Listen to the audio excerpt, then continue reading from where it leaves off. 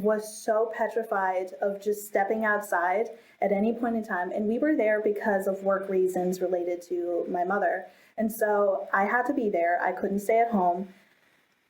And she didn't want me to stay in our temporary lodging at the time. So I went with her, didn't want to go. I pulled a hoodie over my head.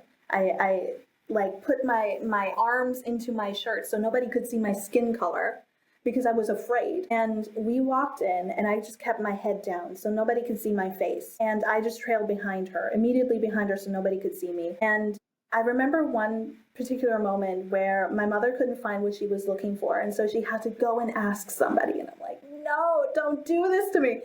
She had to go and ask. And she asked this lady that was working there. And they were laughing and giggling and nothing was wrong. And I had my back face to this woman so she couldn't see me. And we had to turn around, which means I had to turn in a way where this woman could see me. The second this woman saw me, her smile dropped from her face and she gave me the most evil glare you could possibly imagine. And that was a moment where I was like, it is so incredibly isolating to go through something like that when your own mother doesn't even realize this is happening to you. You're like two different universes experiencing the exact same person, the exact same thing, at the exact same time, and having completely different experiences.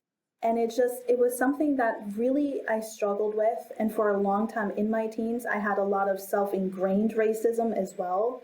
That I had to work through, where I was like, oh, I should be a lighter skin color, or I should be this, I shouldn't look like this, I really hate myself, why can't I look like the other girls? You know, there was a lot of these discussions going on when in reality, there is nothing wrong with the way I look. There is nothing wrong with my skin color. There is nothing wrong with being mixed. There's nothing wrong with being Black. There's nothing wrong with being any other race on the face of the earth. You know what I mean?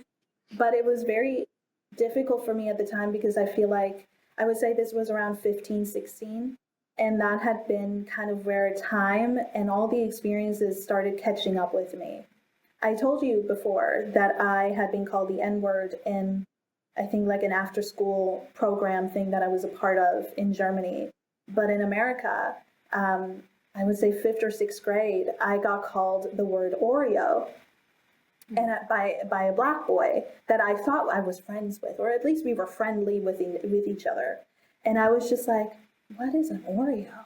But I knew that it was a slur of some sort with the way that it was projected to me. I had listened to rock music on my iPod at the time. And this boy came up to me and he was like, Black people don't listen to rock music, you Oreo.